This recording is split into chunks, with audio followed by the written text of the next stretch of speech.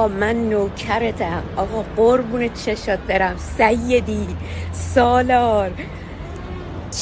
چی میشه که لیاقت این ابهت تو رو داشته باشه؟ چه کلمه الان میتونه قربونت برم تو رو توصیف کنه برای دنیا؟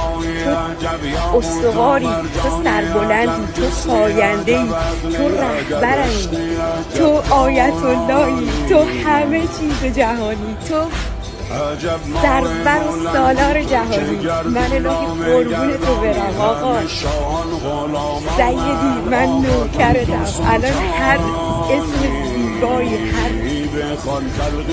هر چیز قشنگی تو جهان برازنده توه. الهی من قربونت برم که تو این سربلندی رو برای ما آوردی.